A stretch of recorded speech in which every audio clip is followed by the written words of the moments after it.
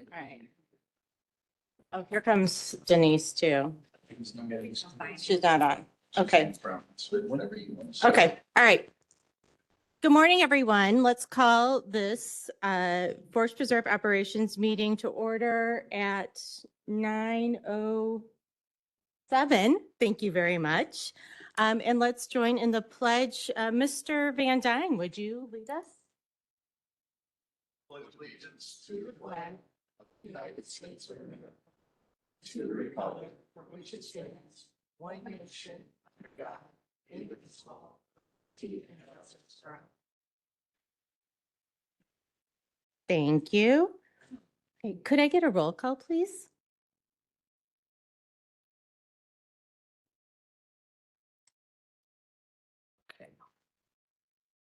Pretzel. Butler. Balich. Williams. Bullock. Costa. Trainier. Hickey. Here. Dean Schlottman. And also President Secretary Freeman, Treasurer Berkowitz, and President Ortiz. Fantastic. Okay, do we have any, it looks like we have no old business, anyone? Oh, I'm sorry, approval of the minutes. Can I get a motion to?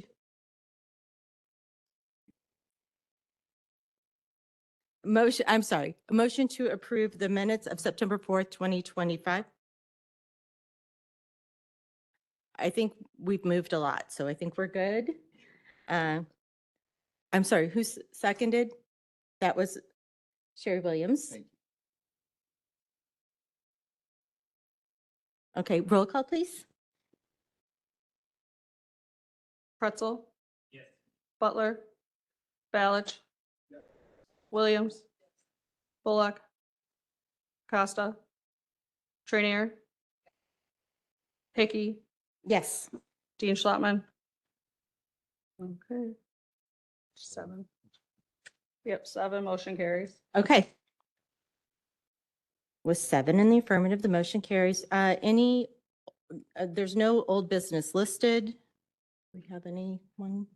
As far as new business, we have 6 items to bring forward. So let's talk about approval of task order number 3 in the amount of $114,510 to Terra Engineering of Chicago, Illinois for engineering services related to the Four Rivers Environmental Education Center HVAC design in Shanahan, Illinois.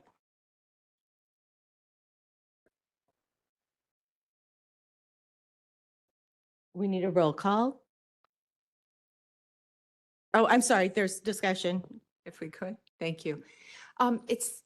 How much did we pay for the original geothermal? I mean, I know my son recently bought an air conditioner and furnace and it was like 18 grand.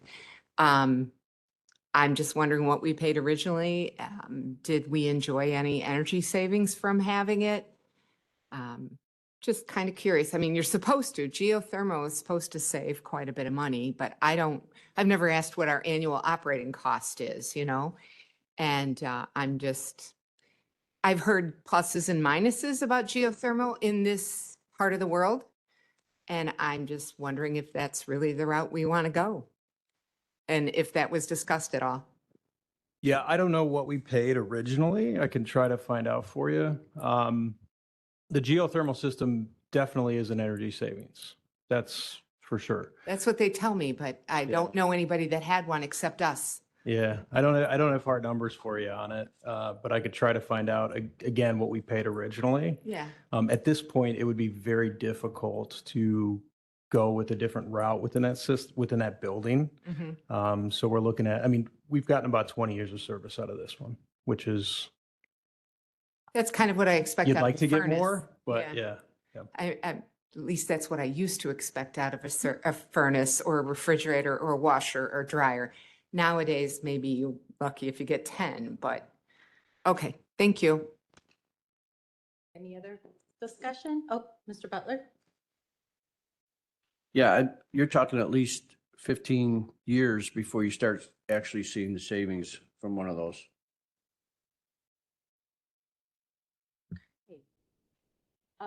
Mr. Richmond? Yes, I don't know, there's some large retailers in this area that had geothermal and pulled the plug on them early on that I'm well aware of. So it might be something you want to look into because of issues with not only the system, but the efficiency and the overall performance of the system. So I'll be I happy to would, share that with you offline. I would just say be ready in 20 years to switch it out. That's what it sounds like. And Member Berkowitz? Thank you. So we had a geothermal system in our home, and it died last fall. And I took a look at some of the systems at replacing it. The issue we had was that we had no gas bill, but our electric bill was like $400 a month, and that's if I kept the thermostat at 50 degrees. I took a little bit of time, and what we did was we replaced the geothermal with, we had radiant heat and we had a hot water system. And I think the system was comparable to the price of a new geothermal. So I made the switch, and we had to have gas installed because we didn't have gas service, and paid a nominal fee to have the gas line installed. But we have had the system for 8 months. Our electric bill has dropped down to like, I don't know, $20 a month from 400. And then our gas bill is nominal. It's maybe about $15 to $20 a month. So it's been incredible. It's the cost of electricity. Everywhere you go, people are just, the electric bills are out of control. So if you don't have solar and you're relying on the electric grid, everyone out there is switching from geothermal to gas. So it might be, and again, depending on how the building is designed, it may not even be an option. But that was what we experienced. Okay. Yeah, if I get one last comment for it, I will say we did look into alternatives to the geothermal system. The issue is Four Rivers is on an island and it does not have three-phase electric going out to it. And so any system that we would do outside of what we have there in the geothermal, we'd have to get three-phase electric back to it. The cost to do that would probably greatly offset the cost of replacing the current system. Adam, are there any rebates right now? Anything going on to, I know last year, 2025, there were, so maybe check and see if there's any rebates for updating the system. Thank you. Yes, Mr. Revis. I'm sorry, I'm hopping in late, everybody. So I just want to get a quick summary. This is a geothermal system that we're going to install here at the Forest Preserve. And it's going to cost the whatever amount, $114,000. So it actually seems to me like this might be, you know, a reasonable cost for a geothermal system, or no? Is it a little more on the expensive end, or is it right on par with what a building like this would expect to pay? This is just for the engineering of the system.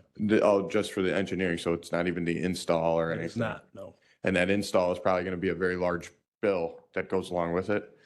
Now, my only other thought would be, you know, we are a very populated county, and there are a lot of businesses operating inside of Will County. Many of those businesses adhere to, you know, a green environment agenda. I'm just wondering, does it make sense to take a step back? Could we do a little outreach to one of these large companies operating in Will County and maybe see if there could be like some finance agreement where they could say, yeah, we would be willing to, you know, pay for a geothermal system, because that's environmentally friendly, right? That's kind of the purpose that we're doing it too. Or maybe the original intent, because the original system was geothermal too, because of the dynamics of the island. You know, could this be a chance for, you know, a company to say, yeah, we helped a really great forest preserve in Illinois have a clean, green, you know, system for HVAC. So I don't know. That's just a thought. Yeah, I need more information though. So I know I'm not on this committee. Thank you. All right, seeing no more discussion, There's can we get a roll? discussion right Oh, here. I'm sorry, Ms. Butler. So I had a few questions. So now I'm seeing that this is actually a study for replacing an already existing system. Well, we already did the study on what we would need to do. This is the engineering in order for us to bid out that replacement. Okay. Yeah. Now, what size is the building that it's heating? Like how many square feet? I don't know, It's Four Rivers where the Eagle watches. but we can find out for you.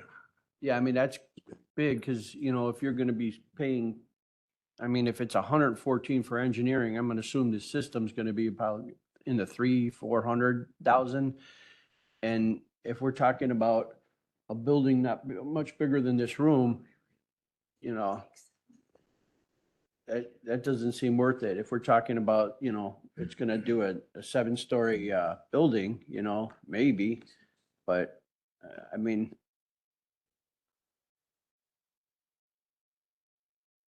Is that, okay. All right. Seeing no more discussion. Wait, I'd like to move to postpone this till next month till we get the answers. okay. So I get a second. Is there a second? Second, Pretzel.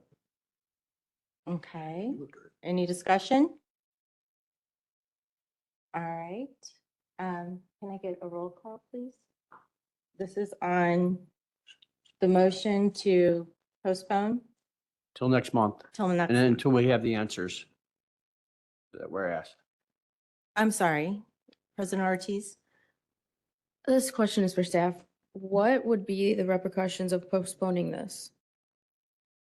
Is that okay to do? Would you lose out on anything? Is this time sensitive? I don't think that we'd lose out on anything on postponing it. The system is still chugging along. So I think postponing it and getting a list of questions that you guys would like so that we can answer all of them would probably benefit you. Okay. Roll call, please. Pretzel, Yes, sorry, digressing. Butler, Yes. Balish. Yes. Williams. Bullock. Costa. Trainier. Hickey, Yes. Dean Schlottman. 8 in the affirmative. 8 in the affirmative, the motion carries. Okay, we will postpone that until next month. Next is the award of contract in the amount of $103,500 to AmericanEagle.com Incorporated of Des Plaines, Illinois for website redesign. Motion Costa? Can I get a second, Williams? Any discussion? So this is a Will County website? This is the Forest Preserve District website. Yeah, okay. Okay, Mr. So I'm sorry. 103,000? Correct. This is for a redesign of the website. So an overhaul. It'll include an upgrade, new technology, a redesign of the website. Okay. Commissioner Bravis? I would just say I'm very familiar with American Eagle. They are like the top of the top. They're very good. I'm sure everybody else knows. My only thought would be, and you know, obviously they employ a lot of people throughout Chicagoland, but my only thought would be, is there a local contractor that could provide these services? Did we already go through that process? Do you not feel that a local contractor can meet our needs? We went through this process in 2017 and we interviewed 10 companies and we ended up picking this company and we've been utilizing them ever since. And so we came back to you with the same company to avoid disruption in the website. It's a very good website provider. You obviously have no complaints with them, right? Mhm. Correct. Okay. Any other discussion? Seeing none, I would entertain a previous roll. 7 websites. I put together like 5 or 10 minutes. No, okay, then we'll do a roll call. It's tough. Pretzel, Yes. Butler, No. Balich, No. Williams, Bullock, Costa, Trainier, Hickey, Yes. Dean Schlaf, 6-2. Okay, so the motion carries 6-2. Thank you. The next item is rejection of bid in the amount of $64,932 to Daybreaker Incorporated of Union, Illinois for Riverview Farmstead Settlement House floor repair. Motion, Trinier. Any discussion? Yes. Yeah, I looked over the bid documents and I'm just trying to figure out why we want to rebid it. I mean, I don't have a problem with rebidding it. 64,000 seemed like a lot of money for a floor, but you know, hey, what do I know? That's why we want to rebid it. So Okay. our staff estimate is 37,000. Yeah. So when the lowest bid came in at 64, we're requesting a rejection and a rebid to go Yeah. back out. We talked about this, I think, last month. So this includes digging it out. And also includes putting like bricks over the top of whatever foundation they put in. So basically dig it out, put in concrete and throw some bricks on top. I don't think so much digging it out, it's more leveling it and putting the Level. bricks on top, but Okay. there is another system that's going around the base of the building to It's prevent some of the drainage. erosion and issues that is causing the building itself to have issues. Yeah, so they're gonna put in some sort of weep tile Mhm. to catch the water and move it away. More about keeping the animals out of that space. Oh, yeah, that Yes. was the animals. Yeah, That's for right. digging Yeah, and causing issues. because they love to burrow and get Yeah. underneath. Yeah, Correct. that's right. I forgot. It was the animals. Thank you. Okay, any other discussion? Mr. Butler, did you? Oh, I'm sorry. Thank you very much. Oh, goodness, I'm glad. Okay, so let's do a roll call, please. Pretzel, Butler, Balich, Williams, Bullock, Costa, Trainier, Hickey, Yes. and no Dean Schlaf. Okay, 8-0, the motion carries. Next is permission to bid West Zone Waste Removal and Recycling Services. Can I get a motion? Motion Trinier. Second Williams. Any discussion? All right, I would love a previous roll. Oh, thank you. That was from Mr. Balich. Can I get a second? Second from Don Bullock. All in favor? Any opposed? Motion carries. Permission to bid annual tree and brush maintenance for 2026. Can I get a motion? Motion Costa, second Trinier. Any just previous Williams? Second Bullock. All in favor?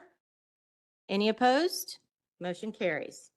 Next is permission to seek professional services proposals and qualifications for a geographic information systems professional. Motion Trinier, second. Second Costa. Any discussion? Anyone want a previous? Previous Bullock? Sorry. Second Williams, all in favor? Any opposed? Motion carries. Is there a need for executive session? No need for executive session.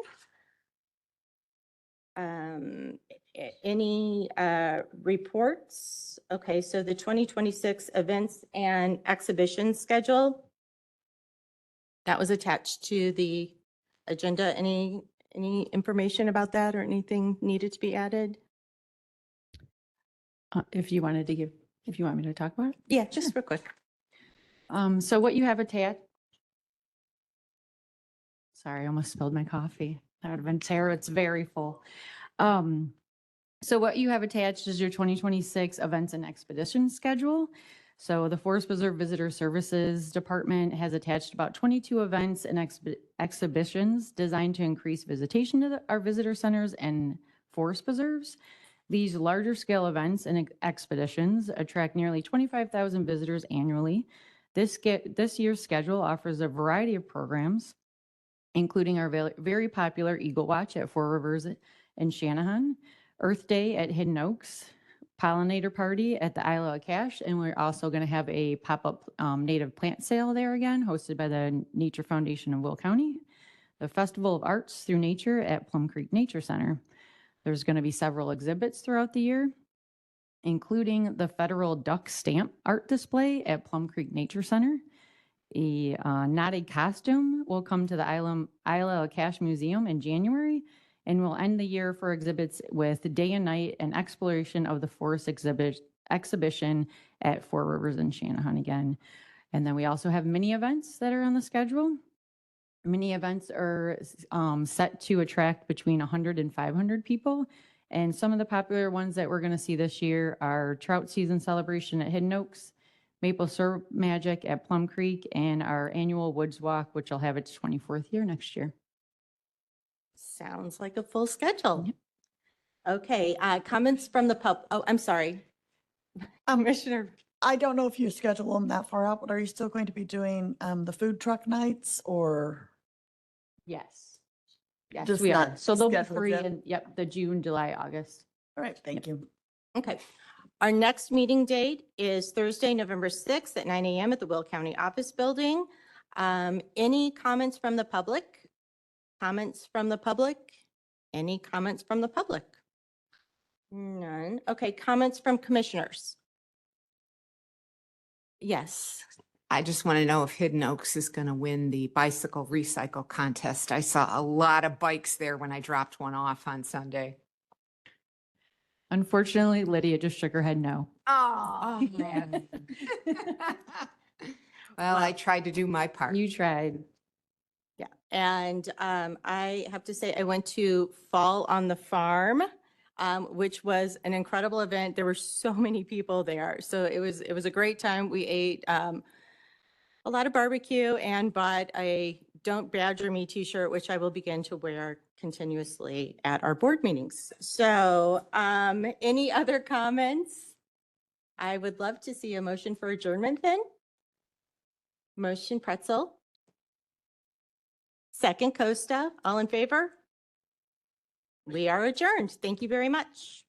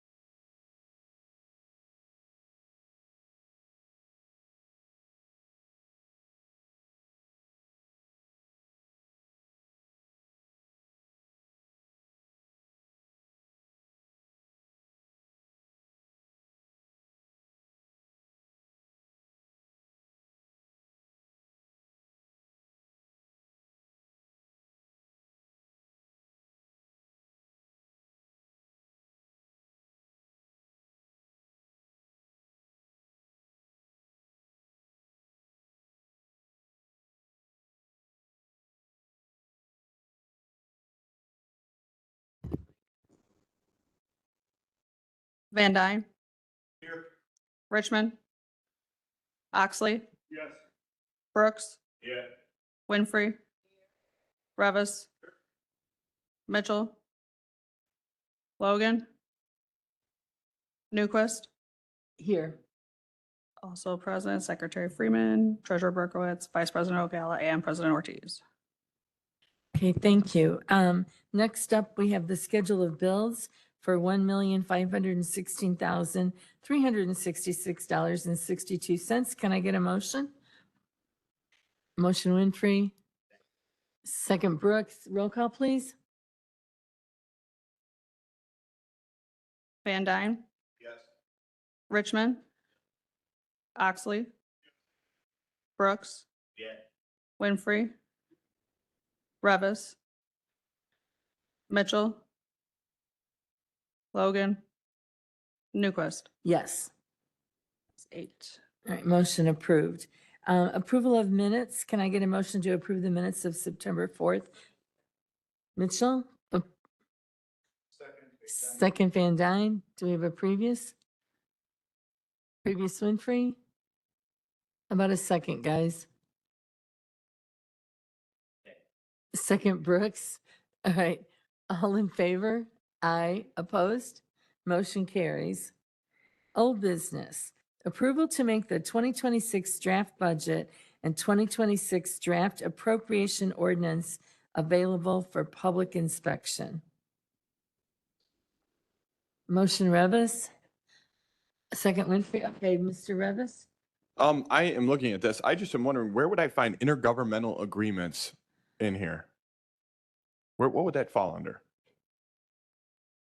So that would be a payment to other entities, but it would be under contractual services typically. If you're looking for the CAC piece specifically, that wouldn't be called out directly. There is a budget related to the board. And so if there was a recommendation to add budget for that, that would be where it exists. We haven't made any changes from what was originally proposed based on kind of, there hasn't been direction in whole given for that. Okay, and I would just like to continue to advocate for that $20,000 intergovernmental agreement of some kind to the CAC with the Forest Preserve or Forest Preserve Police. It looks like I see Member Brooks nodding his head in agreement, so just going to keep advocating for that then. Okay, do I have any more questions?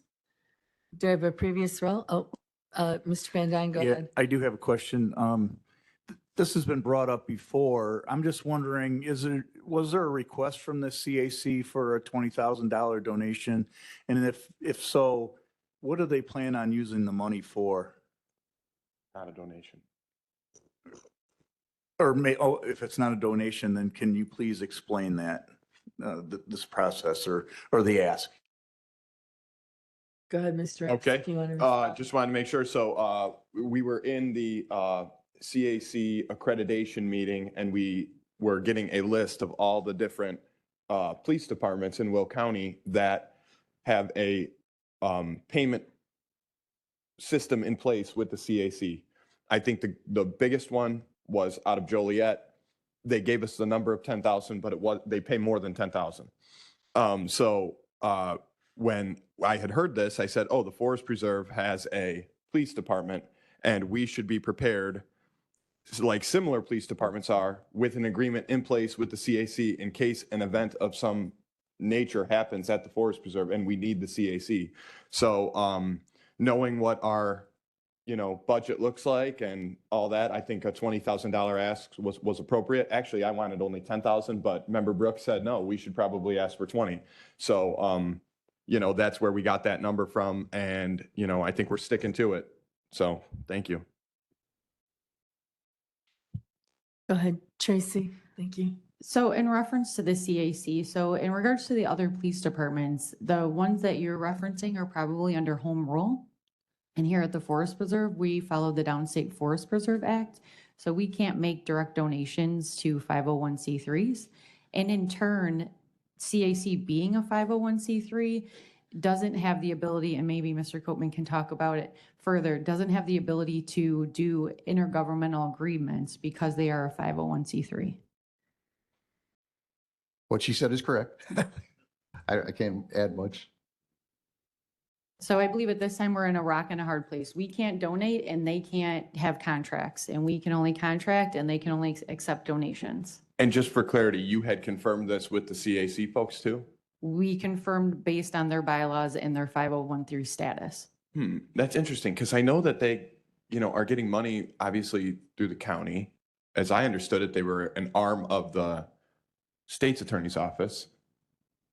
What's that? I'm sorry, could you put your mic on, Member Mitchell? I'm sorry. I was just saying, not the forest preserve though. This is specific to the forest preserve. Correct. As opposed to other entities in the county, as opposed to the county or any other office of the county. It's different. They can't do it.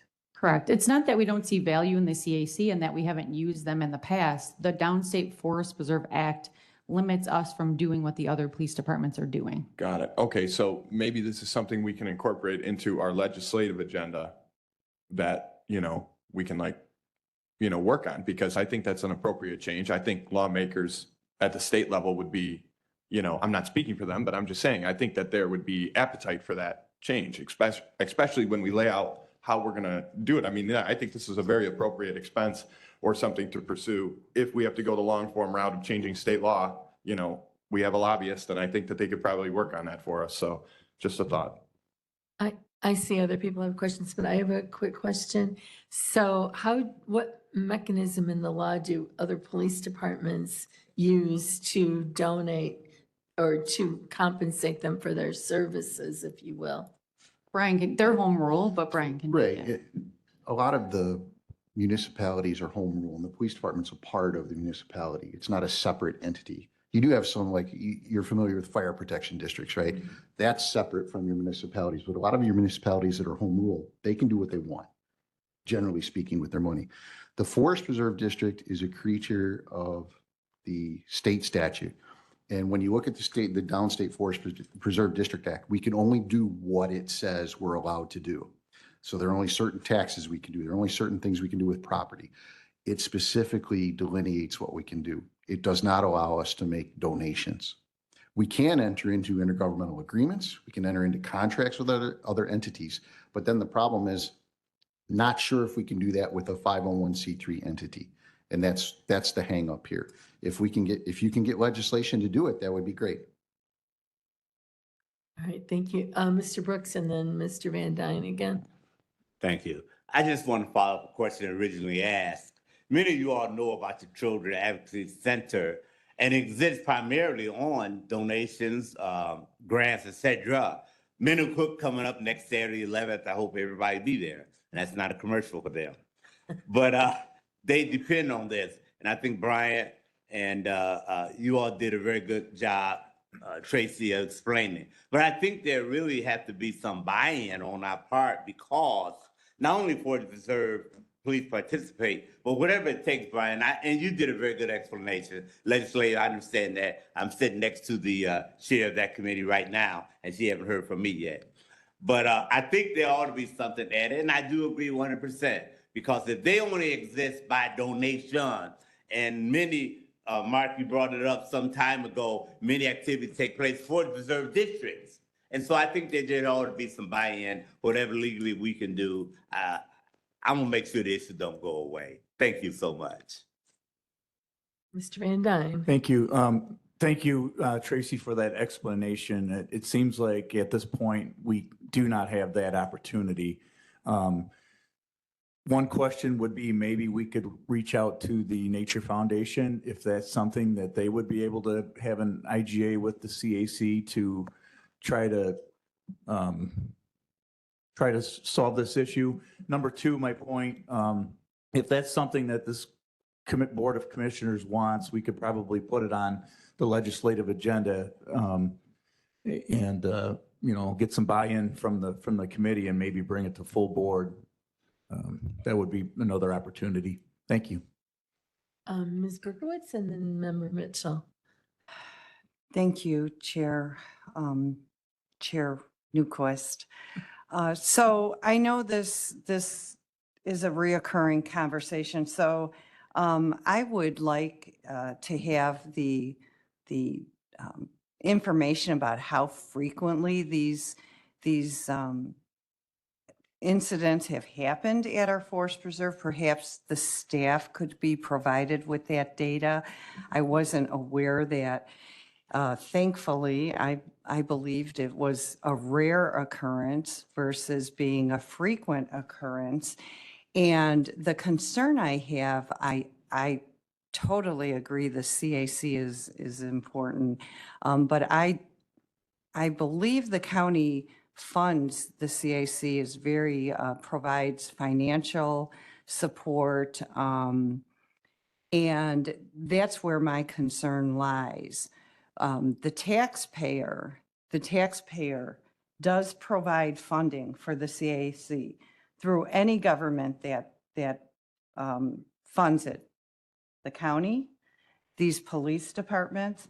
Now, if we are going to try to attempt to create that burden on our forest preserve, that's another burden for our taxpayers, and that's a double taxation. So at this point, I'd like to maybe let's find out how much of a problem is this really at our forest preserves.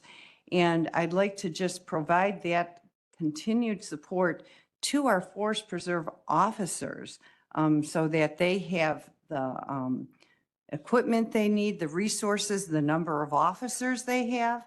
But my concern is trying to create another tax burden on the Will County taxpayer in the forest preserves to try to distribute money to another entity.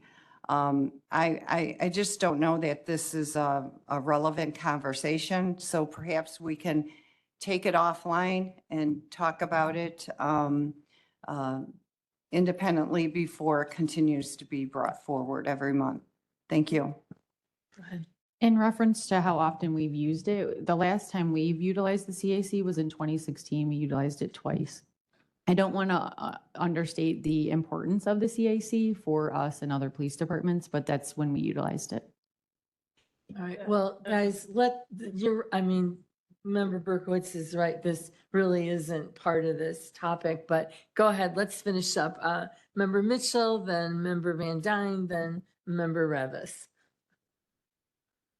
I'm going to exempt my colleague from the other side of the aisle from the statement. But if anybody on this side of the aisle were to suggest taking taxpayer money to give to an entity that asks for donations, all of our heads would explode on this side of the aisle. Because what we're doing is we're taking money from the taxpayer and we're saying, look how wonderful we are. We gave money to this organization. Now, if we can in any way, I'm not saying that CAC is not important. It is important, and it is a vital part of, things here at Will County. But I think that we should go in a different direction, whatever direction that may be, and we can figure it out. We're all very smart people. That's the first point. The next point that I have is all this time, we've not been getting money from the Forest Preserve. It's as if one day somebody in the meeting said, well, how about the Forest Preserve? And they won't let it go. We've not been getting money from the Forest Preserve all this time, but right now we need money from the Forest Preserve desperately. We have a foundation, a nature foundation that supports the Forest Preserve. And now we're discussing taking from that. That money was donated, money was given to the organization to support the Forest Preserve. But now we want to take from that organization and give to another organization that gets donations. Somebody please make it make sense. And I'm going to say, this is my final word on it. I really wish that we would think of another way to give to this organization. Maybe it's CAC, maybe money can come from other things such as marijuana money or the fentanyl, the cannabis money and the opioid money. I'm sorry, I can't. Right, thank you very much. So maybe more money, maybe we should go back to them and ask for an extra $10,000 or $20,000 from those two. I think we should let the forest preserve given to the CAC go. We can't do it right now, and I don't know when it's going to happen, if it happens at all. Thank you. All right, Jackie, I know you're, well, no, I was. Not on the committee. I said member Van Dyne, member Revis, and then member Trainier. Go ahead. So I believe this topic came up because we are providing the budget to the public. So I feel this is relevant. That's a good point. Not to discard what you had said. So I just would like to say that the CAC is super important. I mean, we have to realize that they provide services for abused children, over 700 abused children in Will County every single year. And I'll be the first to say that I don't mind paying extra taxes from the county to help these children to no fault of their own by being abused in any which way. So I think it's a great idea. And I would like to see somehow, some way for us to provide, excuse me.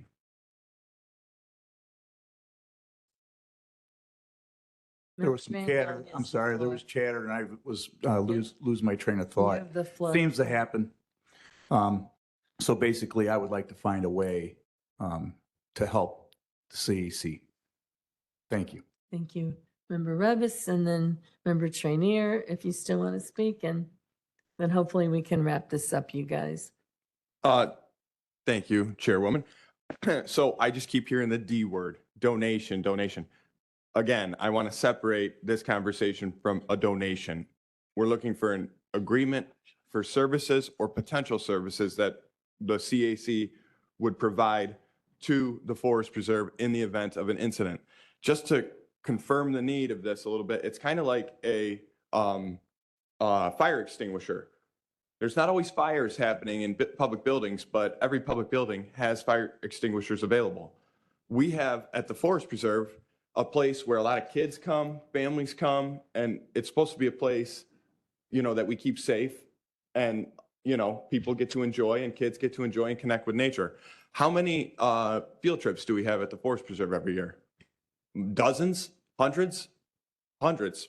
The Forest Preserve is involved with our children, and we need to make sure we have something in place to keep the kids safe in the event something happens. And it could happen at one of our Forest Preserve. And I know we would all be regretful if we don't make something happen. So I understand we can't do a donation, not looking for a donation. I also want to be clear, yes, that's exactly how it happened. I was sitting in the meeting at the CAC and I said, oh, look at all these police departments giving money. We have a police department at the Forest Preserve that doesn't give money. We should, bring that in line to all the other police departments across the county that give money to this. So it's a great cause. We should keep our kids safe at the Forest Preserve. I think that's what our intent is here. Not trying to get anybody upset. I know politics can be heated and government can be heated stuff, but we're trying to do something good here. So thank you. Member Trainier, thank you for your patience. Sure, as the historian of the group. Up until about 6 years ago, we never gave a dime to CAC from the county, not one dime. We might have paid their rent or something like that, but now we make fairly large contributions to this organization. And most recently, we bought them a building. I'd have to go back and, ask somebody in finance to look up the records to see, and maybe I'll do that this afternoon.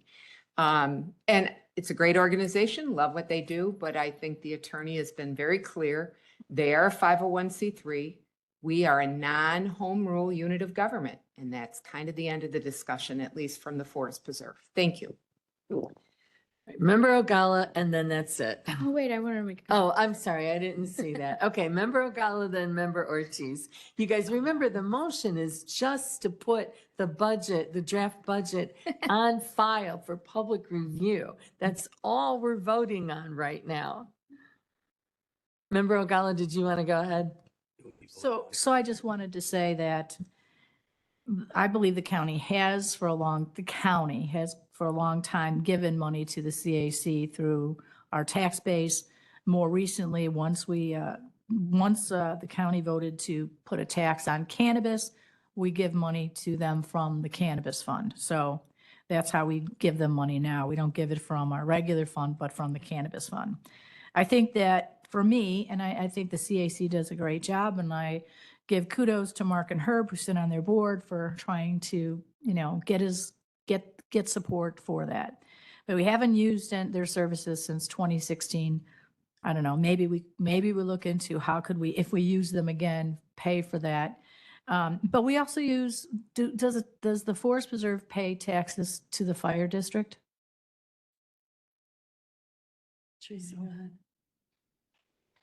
Property tax, the property taxes that we pay go to the fire district. We don't pay directly to them. Right, but we pay property taxes to the fire district? We do?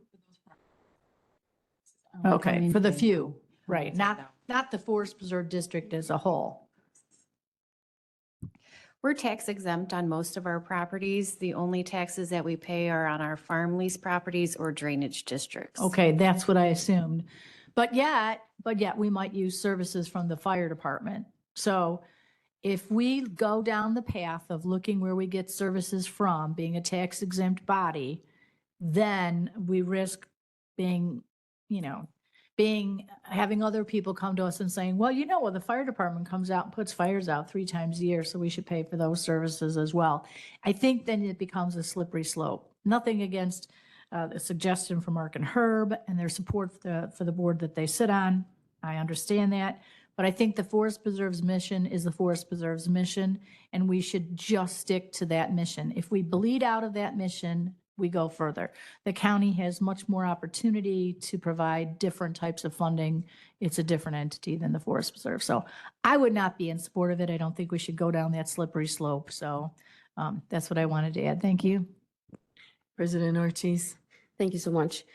I just wanted to echo and agree with all of the things that Commissioner Mitchell stated. I also agree with Vice President Ogala. And I just wanted to point out that from cannabis dollars, we are proposing that we give the CAC $345,000. Simple 10,000 increase, 20,000 increase. I feel like from cannabis dollars would be a great place to advocate for that for. If they're getting the money that we want to give them, the $20,000 from cannabis, why does it make a difference if it's coming from cannabis versus if it's coming from Forest Preserve? I see the goal is the same, and if we get there, we get there. I don't think we should be fighting so hard to say, oh, we gave it specifically from Forest Preserve. I feel like there's no point in that. 1 + 3 = 4, 2 + 2 = 4. If we get to the same goal, then we've given them more money than they've actually requested. So again, we're giving them $345,000 in our proposal for next year, the same that we've given them last year. If you want to, propose an increase on that, I would definitely be in support, but I see no reason to keep bringing this up if we've already heard multiple times that it cannot be done. So thank you. Okay, no other comments?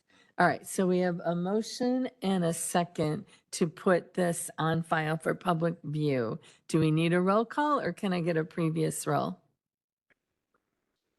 All right, okay, previous second. Mitchell, all in favor? Aye, opposed? Motion carries. Okay, new business. Number 1, approval of resolution number 25-14, authorizing the acquisition of parcels SPR 13A1, A2, and A3 in the Spring Creek watershed as part of the 2025-2030 capital improvement program. Can I get a motion and a second? Motion Winfrey? We have a second? Second Brooks. Any comment, questions? And I would just like to say that for whatever reason, it's not attached to my, the map isn't. There's all this list of attachments and I keep clicking and I'm signed in and everything. I don't have attachment 1, 2, 3, or 4. I don't know if we want to look into that, but I just wanted to throw that out there before it gets to the full board meeting. Those are the confidential items again. So if you had the 3 dots next to that item on the agenda, you should be able to see those. Which, I had sent the email that kind of walked you through when you get to the HTML agenda packet, you can click the 3 dots next to the item. And then you should be able to see the maps. hold on a minute. I do have a couple maps with me if anybody wants to see those. I would like to. Yeah, that's funny. I'm not getting the 3 dots. I don't have it either. That's, I mean. I don't have the 3 dots. Like, okay.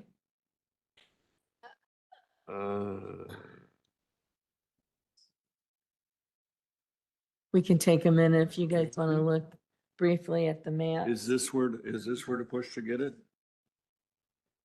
Yeah, that's weird. See? I have 3 dots by all the rest of I these. see. Yeah. Okay, there. There?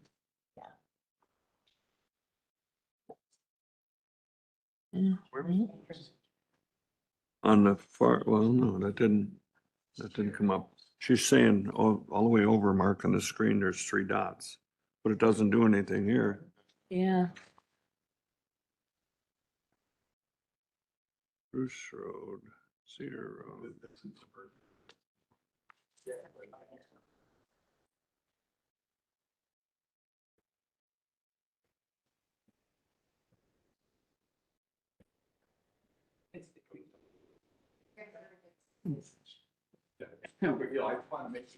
Does it show up, Mark? Yeah, Tracy, I have 3 dots, but when I open it up, you don't see the.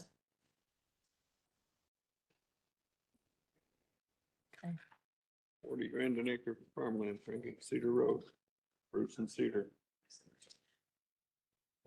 Does anybody need another copy of this? You know what, that's blowing up out there right now. It is. Have you guys had a chance to take a look at this? Well. Cedar and Bruce, yes, Yeah. Bruce, yes. All right, any more questions, or discussion? Yes, so this property, is it adjacent to existing Forest Reserve property? Correct. This It's is right on just past the S, if you're coming from the north, through the first S curve, on the right-hand side, before the second S curve, if you're coming from, so you're coming south, heading southbound, you're heading yes, south, it should be on the north side of Bruce. on the north side. Correct. Okay. Am I saying that right?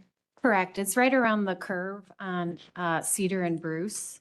But if you're coming down Cedar, you're going to go around that first curve and it's going to be on your left-hand side. Across from the existing, Correct. It shares a boundary with our Messenger Woods Nature Preserve. right, it connects from the other side, okay. Correct.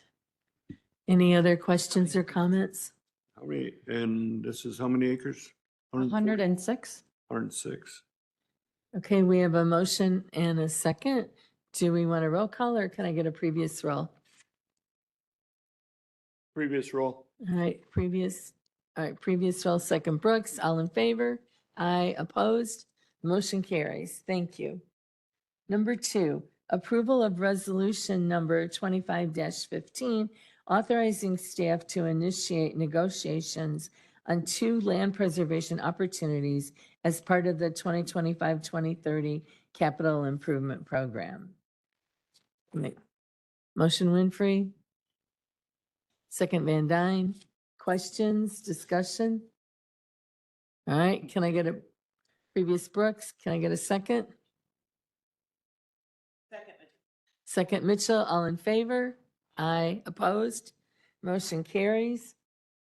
Number 3, adoption of ordinance number 695, approving the annual fee schedule. Can I get a motion? So moved. Second, Revis, discussion. Discussion, all right, member Revis, go ahead. I just want to confirm, were there any increases in here? Could you summarize those, Executive Director Chapman? So for the fee schedule that's presented, there was increases in 25 for the Hidden Oaks room rental, the shelter at Four Rivers, and youth group and youth workshops. But for 26, we did not have any increases. We also had several increases in 24. Okay. Any other questions or discussion? All right, can I get a previous roll? Previous Winfrey, second Mitchell, all in favor? Aye, opposed? Motion carries. Okay, number 4, review the proposed 2025 levies and authorize staff to prepare the final levy ordinances. I'm going to read these, we'll read and vote on these individually, but first I would like Brian to give us a little overview of what this is about. Just so everybody understands, this is a tentative approval of each levy. You have to do this. It has to be approved tentatively and available for the public for 20 days, and then you come back and you can approve the final at your next meeting. This is just to put it out there. If you want to make changes, they can be made when you go to approve the final.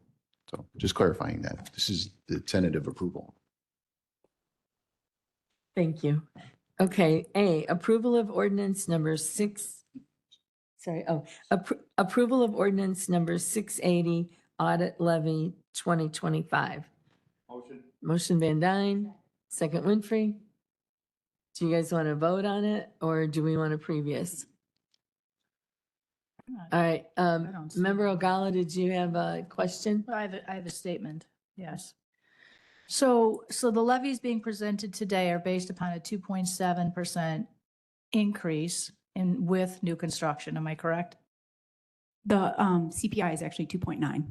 So the CPI is 2.9. So we're looking at taking the full 2.9 CPI along with new construction. That was what was proposed. That's what's proposed.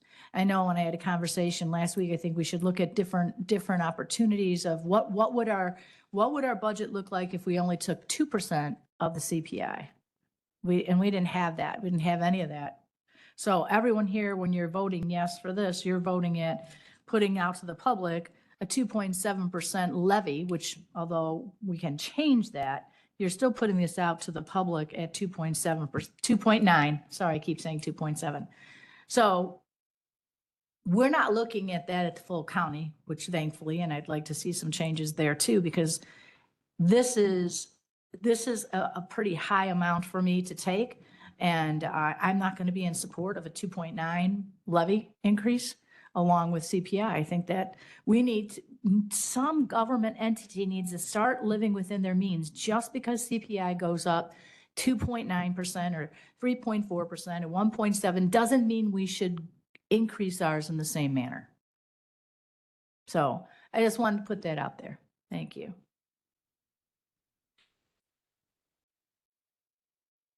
Oh, yes, that'd be great. Okay, Rachel, go ahead. If you've got a presentation for us, that's wonderful. So I do. Good morning. I do have a brief presentation on the 2025 levy ordinances. We're going to cover just a summary of the changes, the applicable laws that govern them, the proposed levy, and then some historical comparisons, and the estimated impact to the homeowners. I'll finish with the schedule and then kind of next steps. So as previously discussed, the 2025 levy does show lower rates across the board. The operating levy is decreased about 4%. The debt levy rate is down about 11%, and the overall rate is down about 6%. So despite the rate reductions, we are expecting total revenue from the levy is projected to increase by about 1.7%. So we're going to bring in about $337,000 more this year than we did last year. This is largely driven by the fact that the EAV increase in the county this year is about 8.3% currently. This next slide shows just a quick reminder of the legal framework that constrains and guides our levies. The Downstate Forest Preserve Act sets maximums for certain levies. The Governmental Account Audit Act covers the audit fund. PTEL limits taxable growth to lesser of 5% or CPI. And then the Truth in Taxation sets public notice and hearing rules if the levies exceed certain thresholds, which is 5%. And I will email this presentation to everybody after this meeting. Thank you. So go back one slide, Tracy. It's okay. PTEL, often referred to as the tax cap law, is particularly important as it is designed to protect taxpayers from rapid tax growth due to rising property values. So again, the EAV for this year is going up by 8.3%. As I mentioned, the dollars that are coming in are only going up by less than 2% for the Forest Preserve. It does, however, allow us to levy amounts for new construction so that the district can fund the incremental services needs that come with new homes and businesses. Next slide, please.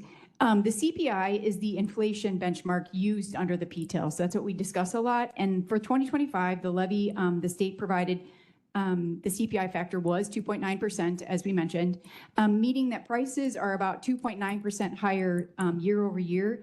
That figure is the ceiling, which is subject to the PTEL rules, that for your levy growth on existing property. So the Forest Preserve cannot increase their levy by more than that 2.9%, and that's the dollar, not the rate.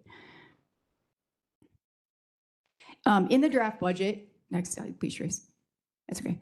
In the draft budget, all our levy rates are set below the statutory maximums. That gives us flexibility and reflects conservative budgeting while still meeting their service needs. So as I mentioned, because we're under the Downstate Forest Preserve Act, we are under a limiting rate that's outside of kind of the PTEL piece. We can never, unless we did a referendum, we couldn't go above that 0.06 rate for our general corporate levy or the 0.025 rate for our construction and development. As you can see, the corporate levy is below that maximum rate, and so is the construction and development.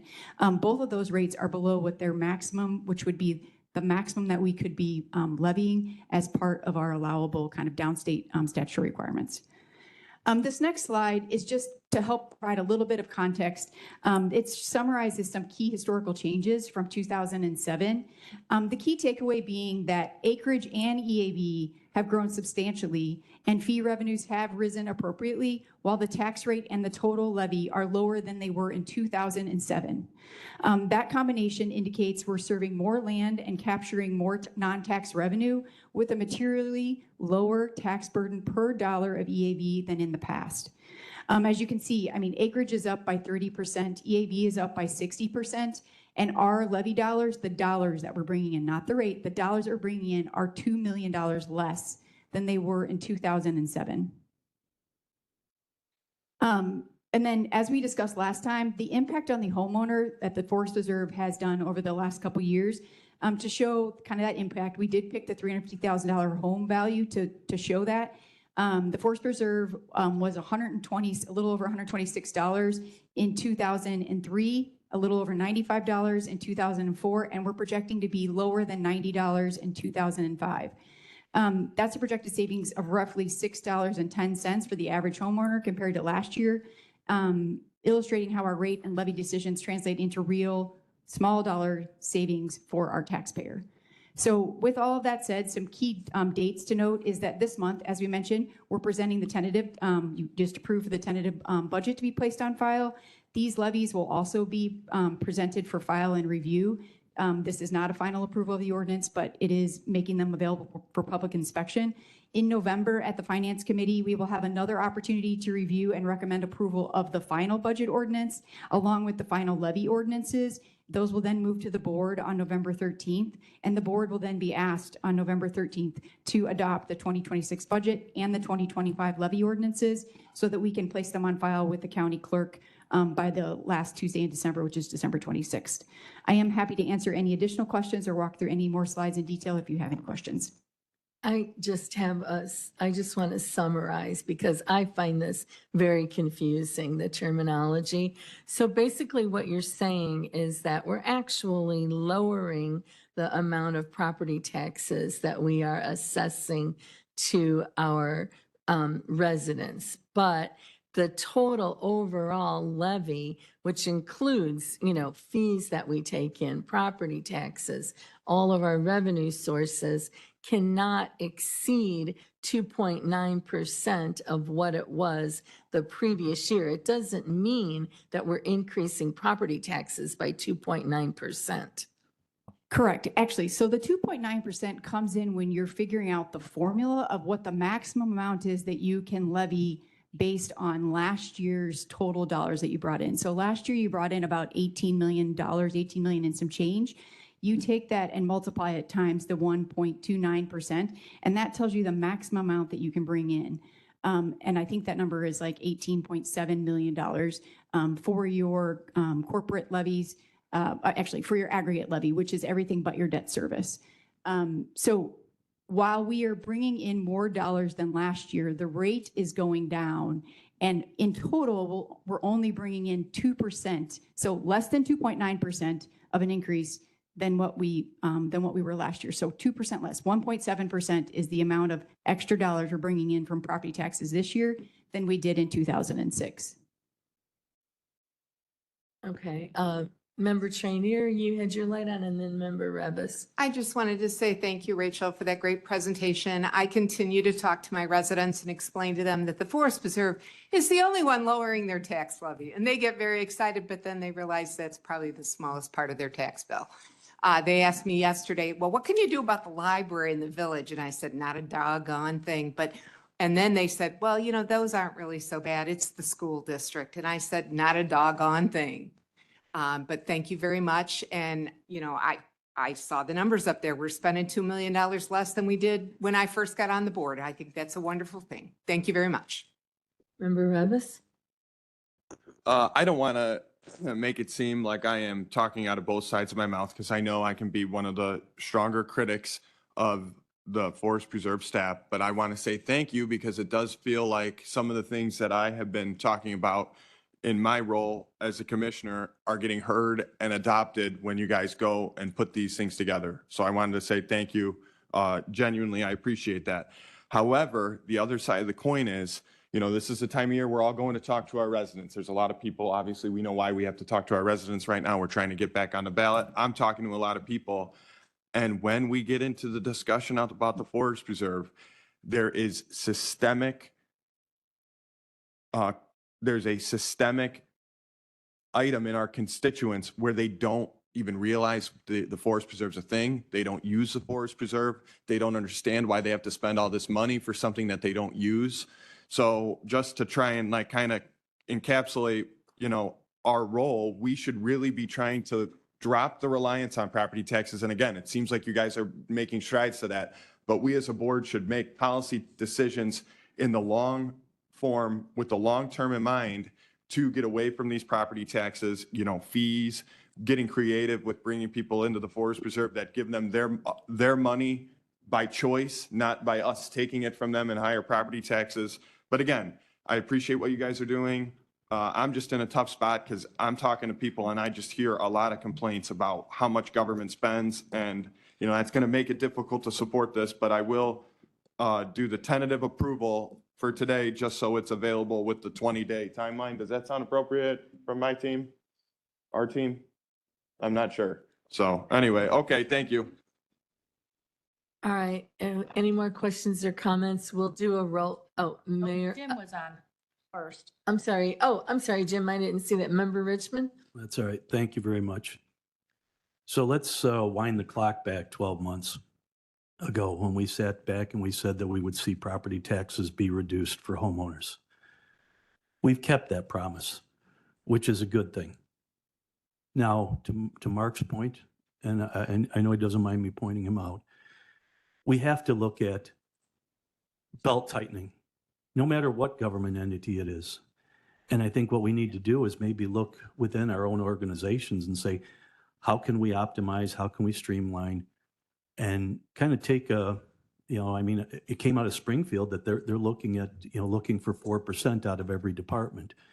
Now, are they going to put that in reserves? Is it just talking points? I don't know what it is, but we should be looking at, just like whatever any business would do, is say, what happens if we don't collect all these dollars? What happens if the economy does tank? What happens if we don't see this revenue stream? Where are we going to make our cuts and our changes to our organizations? That's not just the Forest Preserve, that's every taxing body.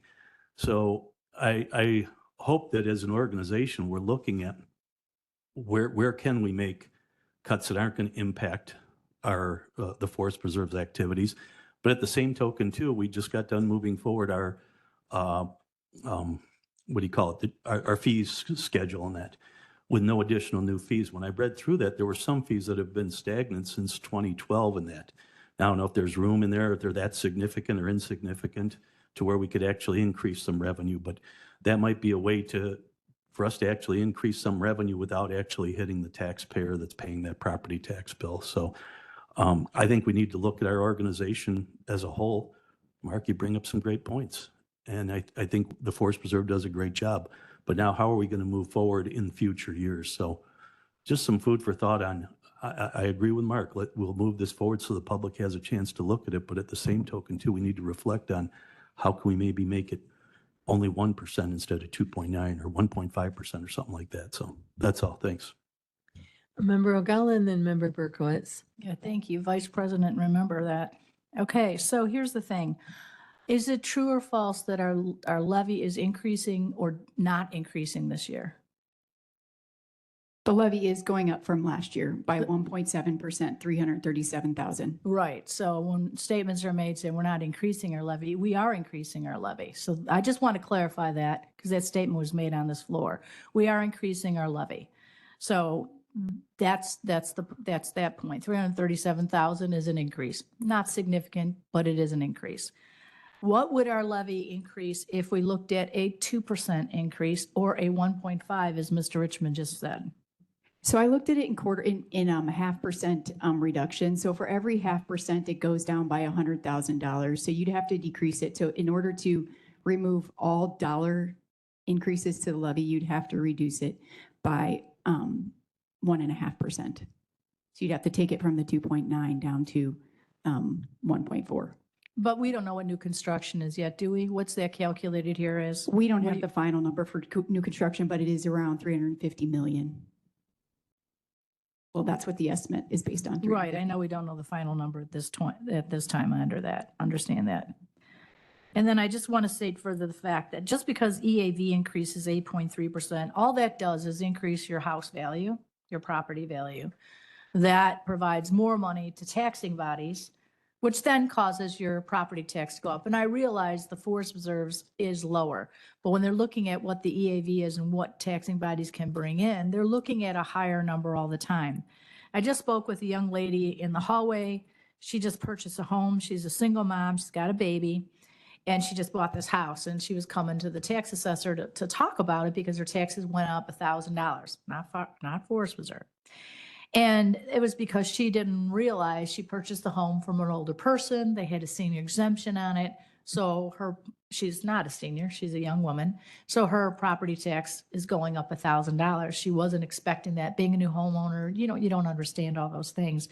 But we have to, every single taxing body, start looking at it and deciding that we need to live within the means of what we have here, because people cannot continue to pay and pay and pay and pay. You just can't. Becomes a point where it just ends. It just stops. The money ends. People are moving out of state so they can have the same home in other states and pay thousands of dollars less. We need to start looking at that and seeing what we can do in some manner. I do think that if we can come up with new events that we can get some more revenue, and I know we can't make money because we're not, we cannot, we're in tax, we cannot make revenue, but to bring in some other things, some other way. So hopefully you guys will be looking into that, searching your minds, ask our attorney what else we could possibly do to try and bring in more revenue outside of property taxes, if that's a possibility. But I just think that we need to look at less than the CPI. If the CPI is 2.9%, I will not vote for this budget or these levies using full CPI new construction. I absolutely, positively will not. I don't know what the rest of the people will do, but I'm not taxing to the max that we can based on those. And I know there's a PTEL and all the other things you talked about. I understand that. I've been on the board. This is my 13th year. I get that, but I'm not doing it. Just not supporting it.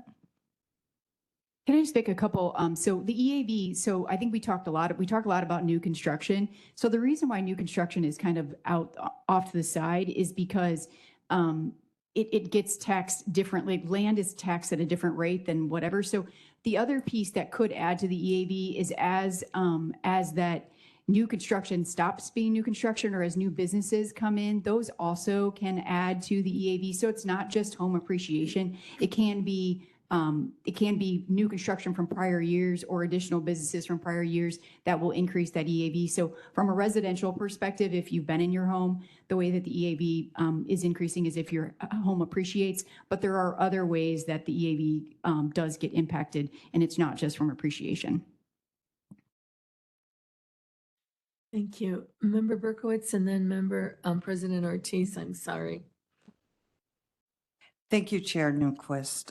So one of the things I wanted to, again, reiterate that is that with the cost of our forest preserve. What does our forest preserve represent, and how does it actually impact us financially? On my 2024 property tax bill, my household paid $221.96 for the Will County Forest Preserve. $221.96. For the Naperville Park District, we paid $569.97, more than double. Park District programs are expensive. Sometimes they're difficult to get into, and they don't have the wealth of educational family activities that are provided for free at no cost, like the Forest Preserve. We have programs for everyone of every generation, every age, that we offer free to anybody. And go on our website, you will see, I can't even count how many we have. There's 8 things going on every day that people can enjoy. When I go to our forest preserves, I meet people from all over. And we really, I believe, are highly renowned throughout the state. We have an excellent reputation. And when I look at the dollars, I look at what we're spending. I know all this talk about 2%, but look at the actual number. When you get you never know till you get that property tax bill. And when I get that bill, I don't have an issue with $221. Now, this, for 2025, that went down, but I don't have a copy of my bill. But my point is that our mission here at the Forest Preserve is to protect and preserve open spaces for the enjoyment of everyone. And we do that. And the money that we take from our taxpayers, this small portion accomplishes great things. But it also, by preserving land, what the Will County Forest Preserve is doing is it's keeping our other taxes down, because those are hundreds of acres of parcels that if they were developed, we would have to provide infrastructure. We create additional demands on public services, fire, law enforcement. That all has an impact when we go out and we preserve land.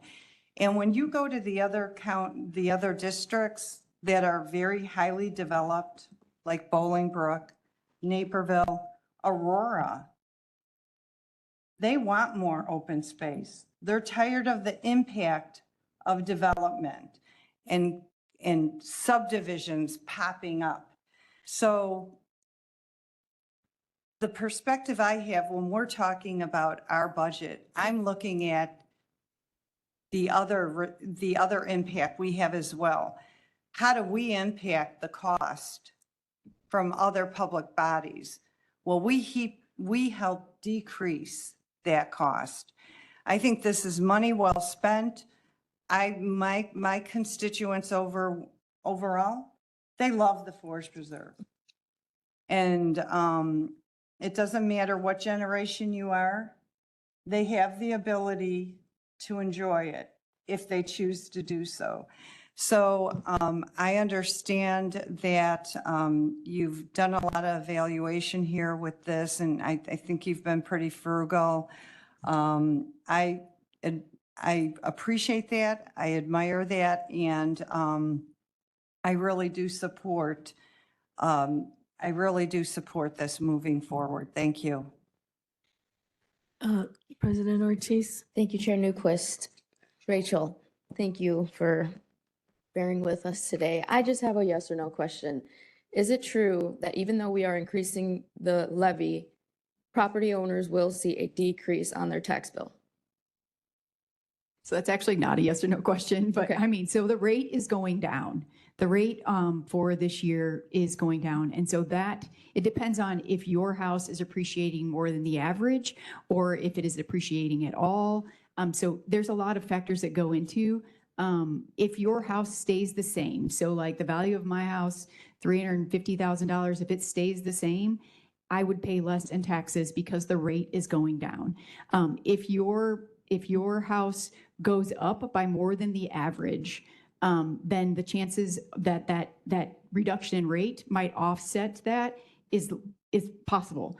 So I can't, it's not a yes or no question. It really is an individual depending on what's happening with your home or with your area. But if my home is appreciated at the same value as it was last year, then yes, I will pay less in taxes. Well, we know every year our houses are appreciated just a little bit higher, right? I bought my house 5 years ago and I haven't done anything to it. My stairs are actually falling apart, but I still see an increase in my value. So, but every year my property tax for the Forest Preserve District decreases. So let's say it's not going to stay the same, but let's say it's on average. If your property is increasing on average, would that person see a decrease in their tax bill? Yes, I'm looking at my tax bill. It's public information, but my tax bill for the Forest Preserve, and I'm the typical resident in Will County. I live in Joliet.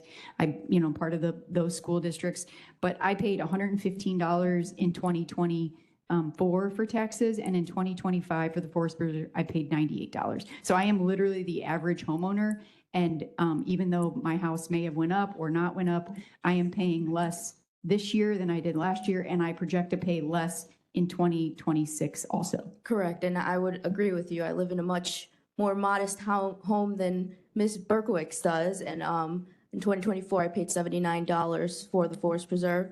In 2025, I paid $67. That's a $12 decrease, and I expect to see the same thing happen next year, so thank you so much. All right, Member Ogala, follow up? Yes, I have a follow-up.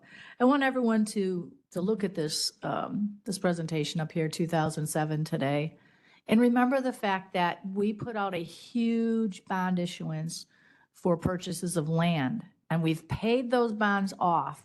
So we had debt, we've paid them off, so our what we have to pay is less.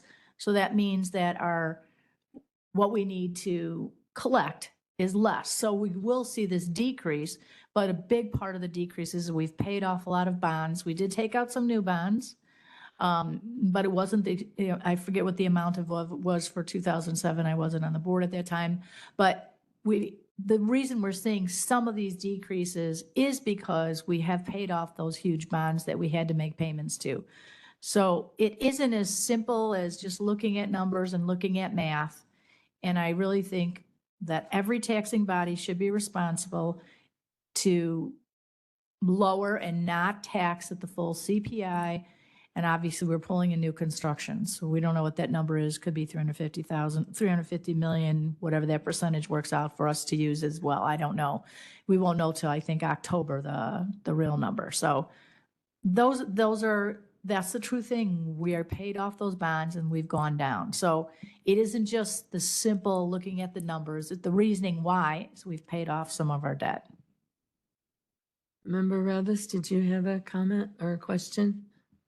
Yeah, I just had heard something on the floor, and it was, every year we can expect our home to increase in value. Well, that's easy to say until it doesn't. Look at what happened in 2008. There was a massive crash in the housing market, and local governments struggled to collect the revenues that they were expecting to collect, when homes were reassessed. So, if that were to come, some people say there's a big housing market bubble right now and it's about to burst. That could be a threat that we have to deal with. So that's maybe some of the reason as to why we should adopt some of the things Judy Ogala is saying, that I'm saying, and try and live within our means. But at the same time, I know you guys made quite the effort to, put something in front of us that we could all be agreeable to. So again, I appreciate that. Thank you. Member Oxley? Thank you. Does the Forest Reserve get impact fees from new housing? No. Okay. And No, we do not. last year, we had a quadrennial reassessment in Lockport Township, which everybody's assessed valuation went up plenty. I haven't looked at my tax bill that close. It's crazy anyhow, but when do we cut? Governor Pritzker proposed a 4% cut because President Trump's cutting spending, cutting funding. Does anybody think about cutting expenses? I think every department we should look at and cut 4% out of the budget. Tell every department you have in the Forest Reserve, cut 4% and come back to us with it. Any other questions or comments? Okay. I just want to make one correction. I know we have a motion and a second on the first one. Number 680, the audit levy. This is a tentative approval, again, just for purposes of making this available to the public. So let's do a roll call initially.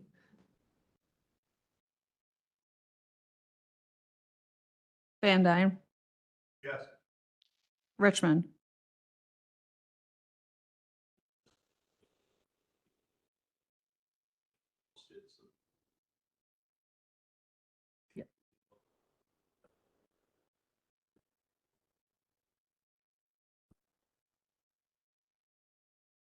To clarify, is your vote yes for the tentative? Okay, thank you.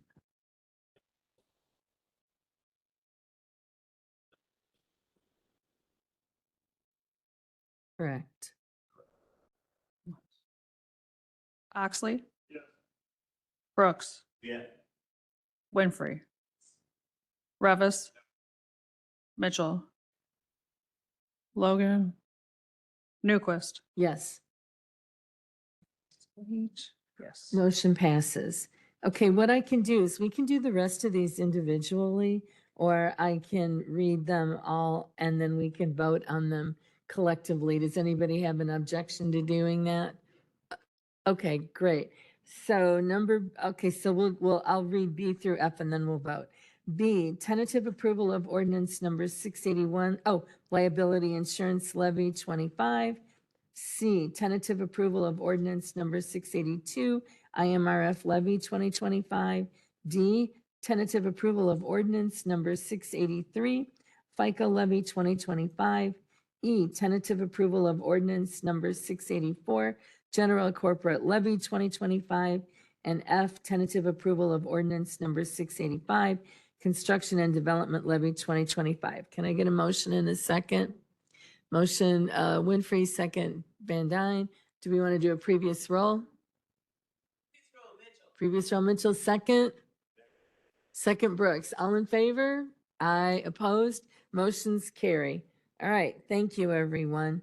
Do we need an executive session? We do not need an executive session. For reports, I have none. Our next meeting date will be Thursday, November 6, 2025. Immediately following the Operations Committee, et cetera. Comments by the public? Any comments by the public? One more time, comments by the Okay, comments by commissioners? Member Brooks. Thank you. I just felt to add for the record, the conversation we had earlier about CAC, I can't let that go. I want everybody to know that Lisa Lass, the director, do a very good balancing act with the funds that are provided. We thank God every day for the building and all the contributions. However, the amount that I proposed, the 20,000, was because of the services and the families that are impacted by those services. But then lastly, Lisa has to be proactive. She has to look down the road in order to maintain the dollars to keep the agency going. Facts are not against the wall. We're not on the verge of the lights being turned off, and there is no urgency. There is proactiveness is the reason why I propose. Thank you so much. Thank you. President Ortiz. Thank you. So at our last Forest Preserve Finance Committee meeting, it was suggested that instead of investing in ADA accessibility, we should give vouchers to people with disabilities so that the district could avoid the cost of making our preserves and facilities universal. It was suggested so that the district, and I quote, could have the option of not spending money accommodating ADA people in the forest preserves. I want to be clear, this is not an option. As president of the Forest Preserve District, I'm deeply proud of the steps that we've taken to make nature accessible to every person. Accessibility is not a burden or a luxury, it is a right. This photo from 2022, our annual report says it all. Bill Bogdan, paralyzed since infancy, exploring the preserves with his daughter Hannah, His joy, his resilience, and the inspiration he passed down to Hannah is exactly why we must keep building an inclusive future. His lifetime of adaptive recreation pushed her to pursue a career in outdoor recreation, proof that inclusion changes lives and legacies. And this isn't just my view, nor is it a partisan issue. Representative Nicole Laha, District 82 of Illinois, a Republican and a mother to a daughter in a wheelchair, personally thanked me and our Vice President for all the work that the Forest Preserve has done to expand accessibility, because families like hers know how rare and vital these spaces are. Families like hers deserve the opportunities just as much as everyone else. So no, we do not hand out vouchers in place of dignity. We do not turn people away. We don't tell them to stay home, and we don't suggest that they go out and buy all-terrain wheelchairs just to enjoy nature. We open doors, we build trails, and we design spaces and welcome every person, because our preserves are and always will be for all of us. And let's be honest about the dollars and cents. The Forest Preserve has reduced the property tax levy every single year. On my own tax bill, the Forest Preserve portion went from $79.62 in 2024 to $67.22, a $12 decrease in 2025. Meanwhile, the school district tax was nearly $5,000. If the real concern is saving taxpayer money, then maybe the place to serve and conserve is on the school board, not the Forest Preserve, because $67 a year is a very small price to pay for everything our preserves offers. I mean, literally. $67 per year equates to less than 20 cents a day for thousands of acres of trails, preserves, and natural spaces for everyone can enjoy. That is a bargain. Thank you. Thank you. Any other comments? Member Revis? You know, comment from President Ortiz, really strikes a concern with me, because we had a private conversation about what my intent was, yet you still used your public comment time to pervert what I said and take me totally out of context, and say something. It's not appropriate to take another board member out of That's context. what you said in the minutes that you approved earlier. I didn't have a private conversation with you. Guys. I got Yeah, that all from right, the so minutes. May I remind I wasn't everyone my time here, peacefully we and need just to take respectfully this talk. offline. If the two of you have a disagreement, I kindly I need to request correct the that you record. take it So offline. I need to correct the record with my public comment, because it was said that I said to other people to go buy a all-terrain wheelchair. No, I didn't. Okay, well, I'm taking out of context in that, because what I meant to say was I didn't realize that this was a Okay, trap. guys. What I was talking about, I don't want to be interrupted. Let me just finish my public comment. I keep getting interrupted. Let me Well, use you're my comment time. inappropriately commenting directly, responding to another member. Okay. When I was talking about that, I referred to the Forest Preserve purchasing off-terrain vehicles instead of spending $60,000 on benches. That was my point. And my point further was that maybe instead of going about extra above and beyond on ADA compliance, that we would say, okay, we're not going to do that, and we're going to give people that are disabled vouchers for the Forest Preserve that they are still welcome to use, not turning them away. I was trying to say we would give the forest to those individuals for free, to give a full umbrella of welcome, open arms to individuals with disabilities at the Forest Preserve. I wasn't turning them away. It's inappropriate to say anything other than that. I was saying we could give them a voucher because those individuals have extreme disabilities and they shouldn't have to pay for a forest preserve that they might not really get to use because of the nature of their disability. So again, I was trying to expand on ADA stuff by making smart decisions. I wasn't trying to cut those people away. And I don't appreciate being taken out of context with malicious intent. Anybody else?